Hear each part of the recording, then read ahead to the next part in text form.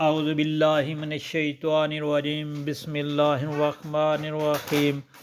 السلام علیکم پیارے بہن بھائیوں، گولڈن لائنز میں آپ کو خوش آمدید کہتا ہوں۔ اللہ پاک سے دعا ہے آپ کو صحت، تندرستی اور عافیت کی زندگی عطا فرمائے، آپ کے رزق میں برکت اور کشادگی عطا فرمائے۔ پیارے دوستو، اگر آپ نے میرے چینل کو ابھی تک سبسکرائب نہیں کیا تو کائنڈلی سبسکرائب کر لیجئے گا اور بیل کے آئیکن کو پریس کر دیجئے گا تاکہ ہر آنے والی نئی ویڈیوز کا نوٹیفیکیشن آپ تک ضرور پہنچے۔ پیارے دوستوں، آج میں آپ کے ساتھ قیامت کے ہولناک مناظر اور قیامت کے دن یعنی میدان حشر میں جب اللہ پاک کے عرش کے سایہ کے علاوہ کوئی دوسرا سایہ نہیں ہوگا تو خوش نصیب لوگ اللہ تعالیٰ کے عرش کے سایہ کے نیچے ہوں گے۔ ناظرین، قیامت کے خوفناک ترین اور طویل ترین دن جب اللہ کے عرش کے سایہ کے سوا کوئی دوسرا سایہ نہ ہوگا، اس روز چند خوش نصیب اللہ کے عرش کے سائے کے نیچے ہوں گے۔ ان خوش نصیبوں میں سے ایک وہ نوجوان ہوگا جو جوانی میں نفس کی خواہشات اور فیشن زدہ زندگی کو چھوڑ کر اللہ کے دوستوں والی زندگی اختیار کرتے ہوئے عبادت کرے گا، تہجد کا اہتمام کرے گا، تو یہ نوجوان اللہ کے عرش کے سایہ میں ہوگا۔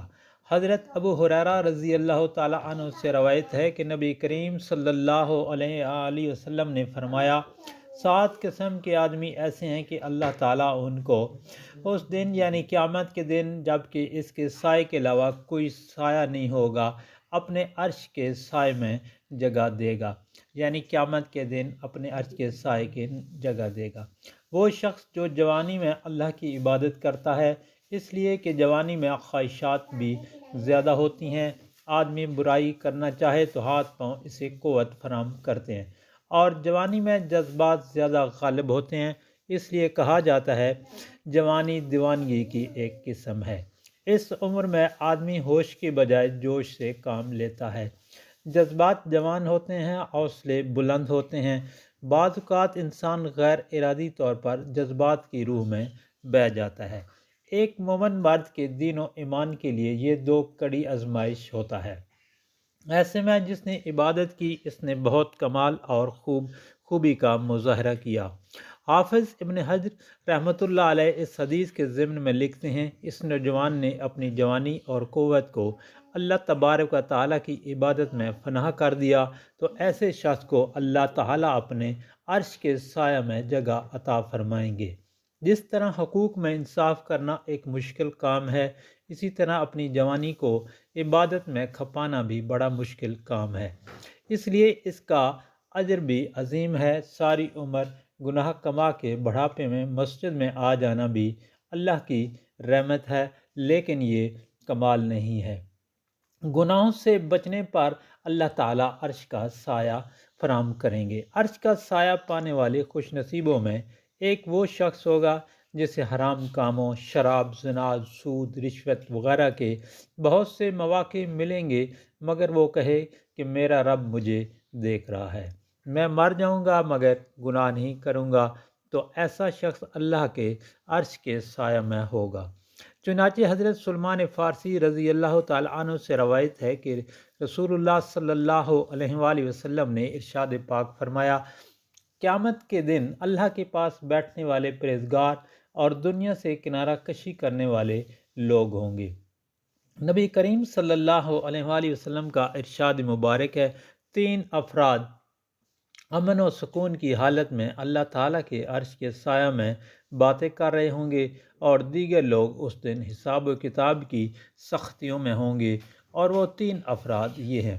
ایک وہ آدمی جو اللہ کی راہ میں کسی ملامت کرنے والے کی پرواہ نہیں کرتا، دوسرا وہ آدمی جو اپنا ہاتھ اس جانب نہیں بڑھاتا جو اس کے لیے حلال نہیں ہے، اور نمبر 3 تیسرا بندہ وہ جو اس چیز کی طرف نظر نہیں اٹھاتا جسے اللہ نے اس پر حرام ٹھہرایا ہے۔ نظر کی حفاظت پر اللہ تعالیٰ کا عرش کا سایہ ملے گا۔ اللہ کے عرش کے سائے میں رہنے والے خوش نصیب لوگوں میں سے ایک وہ شخص ہے جسے کوئی شریف خاندانی اور حسین و جمال عورت گناہ کی دعوت دے اور وہ اکیلے میں اللہ سے ڈرتا ہو اور خوف و خدا کے سبب اس فعل بد سے اپنے آپ کو بچائے، قیامت کے روز اسے عرش الہی کا سایہ نصیب ہوگا۔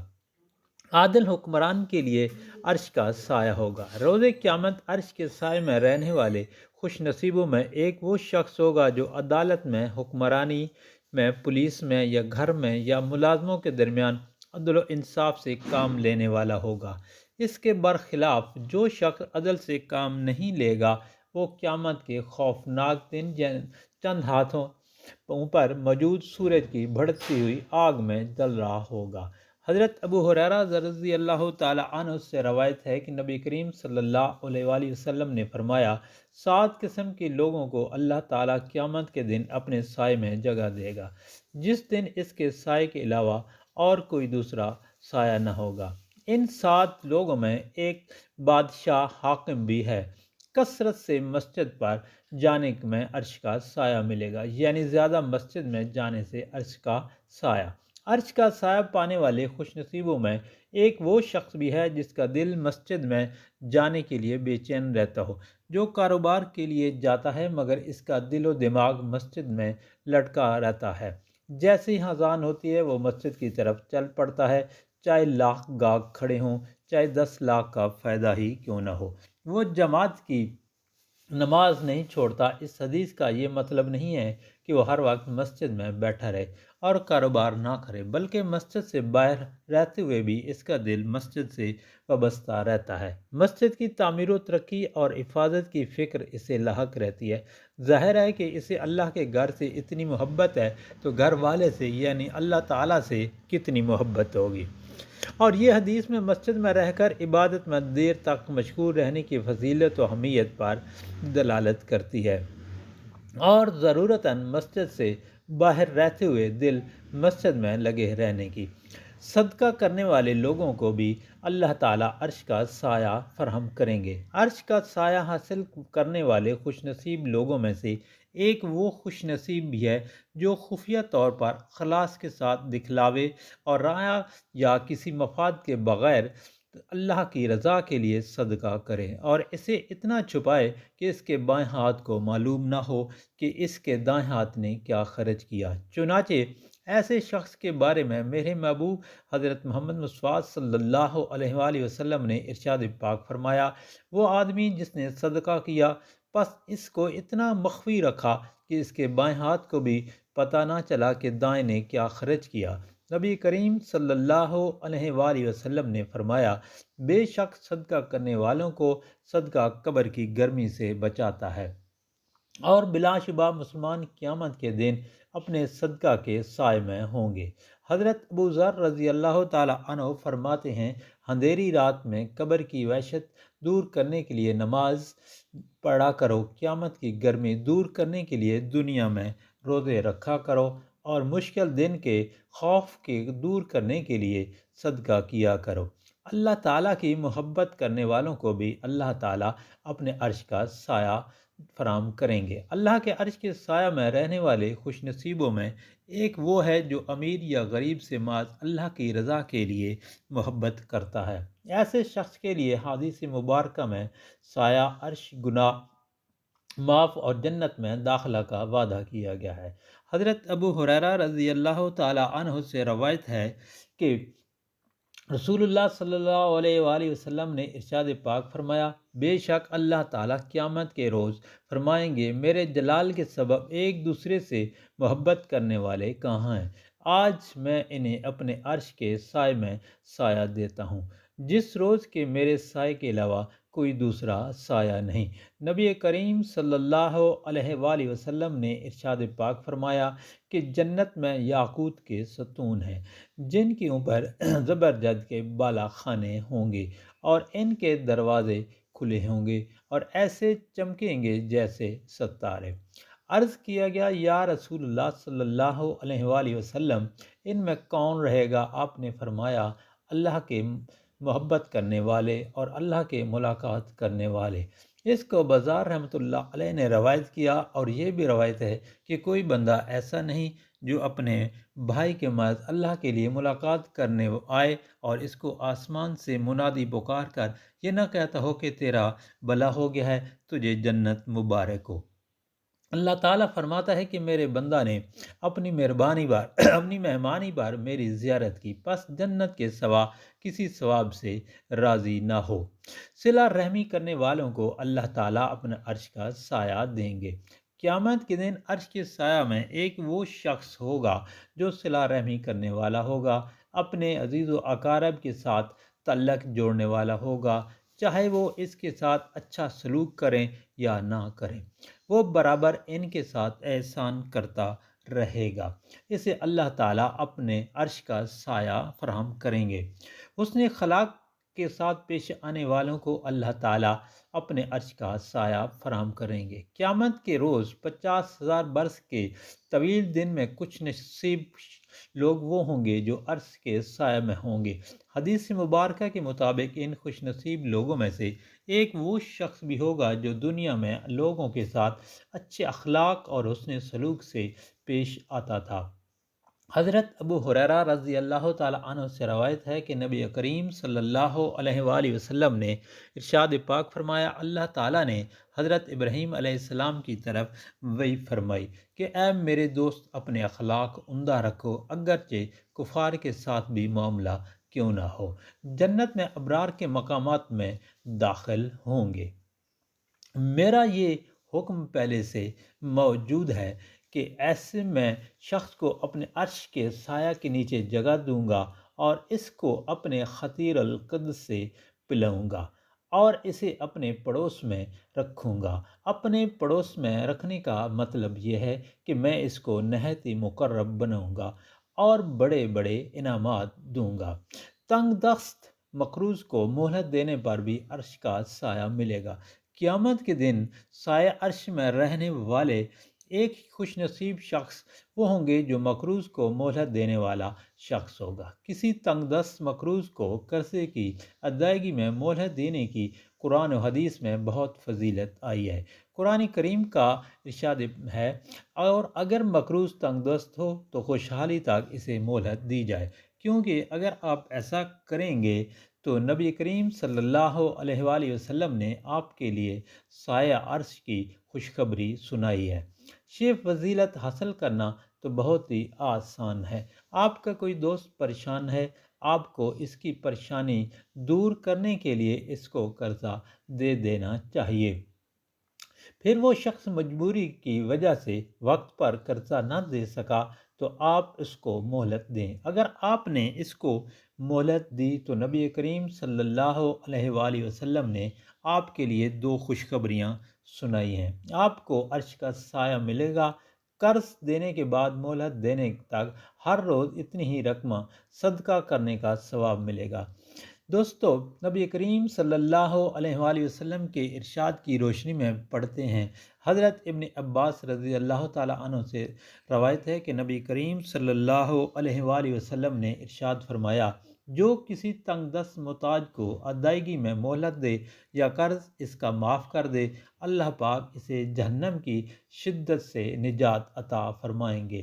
آل نبی صلی اللہ علیہ وآلہ وسلم کے لیے عرش کا سایہ۔ دوستو، اللہ پاک سے دعا ہے ہمیں قیامت کے دن اللہ اپنے عرش میں سایہ۔ صاحبزادیوں میں سے کسی کی اولاد میں سے ہو ایسا آل نبی جو ایمان والا ہو، متقی ہو، وہ قیامت کے روز اللہ تعالیٰ کے عرش کے سایہ میں ہوگا۔ چنانچہ امیر المومنین حضرت سیدنا علی مرتضیٰ سے روایت ہے کہ نبی کریم صلی اللہ علیہ وسلم کا فرمان ہے، بروز قیامت کے دن سب سے پہلے عرش کا سایہ پانے والوں کے لیے خوشخبری ہے۔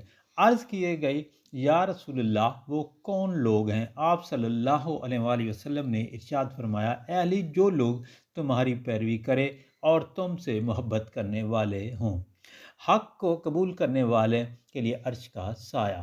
حضرت عائشہ رضی اللہ تعالیٰ عنہ رسول کریم صلی اللہ علیہ وسلم سے ارشاد کرتی ہیں کہ آپ صلی اللہ علیہ وآلہ وسلم نے صحابہ سے فرمایا، جانتے ہو قیامت کے دن اللہ تعالیٰ اپنے عرش کے سائے کی طرف سبقت لے جانے والے کون لوگ ہیں، یعنی قیامت کے دن سب سے پہلے کون لوگ اللہ تعالیٰ کے عرش کے سایہ میں جائیں گے؟ صحابہ کرام رضوان اللہ تعالیٰ علیہم اجمعین نے عرض کیا، اللہ اور اس کا رسول صلی اللہ علیہ وآلہ وسلم ہی بہتر جاننے والے ہیں۔ آپ صلی اللہ علیہ وآلہ وسلم نے فرمایا، سبقت لے جانے والے وہ لوگ ہیں جن کے سامنے حق بات رکھی جاتی ہے تو وہ قبول کرتے ہیں، جب ان سے حق کا مطالبہ کیا جاتا ہے تو حق دے دیتے ہیں۔ لوگوں کے حق میں وہی فیصلے کرتے ہیں جو اپنی ذات کے بارے میں فیصلے کرتے ہیں۔ اللہ سے محبت کرنے والوں کے لیے عرش کا سایہ ہوگا۔ جو لوگ اللہ سے محبت کرنے والے، اس سے عشق رکھنے والے، اس سے ملاقات کے لیے بےتاب اور اس دنیا فانی سے بیزار ہوں گے تو ایسے خوش نصیب لوگوں کو بھی قیامت کے روز عرش الہی کا سایہ نصیب ہوگا۔ چنانچہ حضرت عطا بن یسار رحمۃ اللہ علیہ سے روایت ہے کہ حضرت موسیٰ علیہ السلام نے اپنے رب سے سوال کیا، اے میرے پروردگار، آپ مجھے اپنے ان خاص اور مقرب بندوں کے متعلق ارشاد فرمائیں جن کو آپ اپنے عرش کے سایہ میں جگہ عطا فرمائیں گے، جس دن آپ کے سایہ کے سوا اور کوئی سایہ نہیں ہوگا۔ اللہ تعالیٰ نے ارشاد فرمایا، یہ وہ لوگ ہوں گے جن کے دل پاک ہوں گے، ان کے ہاتھ گناہوں سے پاک ہوں گے، جو میری جلالت شان کی خاطر ایک دوسرے سے دنیا میں باہمی محبت کرتے ہوں گے۔ جب مجھے یاد کیا جائے تو ان کو بھی میرے ساتھ یاد کیا جائے، اور جب ان کو یاد کیا جائے تو میں بھی ان کے ساتھ یاد کیا جاؤں۔